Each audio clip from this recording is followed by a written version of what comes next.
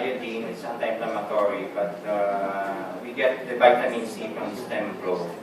So you need to have a stem flow for vitamin C.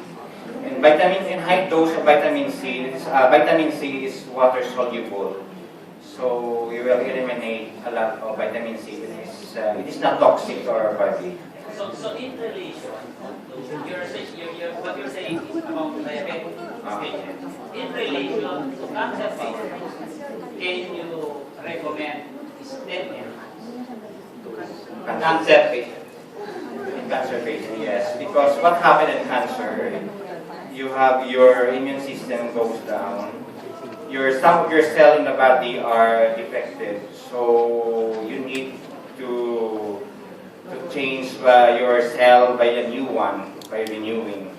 So depending on the type of cancer you have, example, you have your stage 1, with no metastasize, it really helps yung stem enhance to prevent metastasis. But in stage 4, I think what the stem enhance can help is the well-being. The side effects of the chemotherapy, the side effect, it will help. But it will not cure. Depending on the stage of your cancer. It's a case-to-case. Yan yung sinasabi ko sa'yo. Case to case, in my case, yung sabihin mo yung kidney ko, stage 5 kasi ako eh. Yung mga complications na lang ang may iwasan. How can I give Gaganda lang yung transplantation pakiramdam even ko. Pero yung sabihin from mong yung kidney this separates mo, product? hindi na nare-reverse yun. How can a kidney transplant patient be benefited from this product? About the kidney transplant. You already have transplanted the kidney, so your kidney is already new.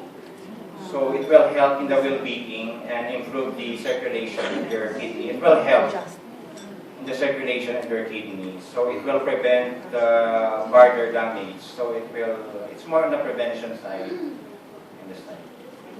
Unlike those who have the transplant, your kidney is already new. So you don't need to have a new cell for that. So what really helps for that is the well-being of a transplant patient. Well, would it protect the transplanted kidneys to, because we know that the kidneys that have been transplanted are what you call a new or a foreign body to a person.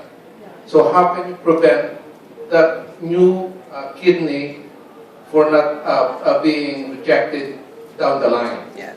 Yes, it may help the new kidney by increasing more of your circulating stem cell in your kidney. So it will protect further damage in the future. So it's more on the protection side. So it will renew more of your cell in the kidney. So what kind of management with regards to this product? I have 2 transplant patients. I give him 1 gram a day. So he feel better, he sleep a lot, his creatinine was controlled. So it's more on the well-being and the improvement of his creatinine. Thank you. Doc, can I add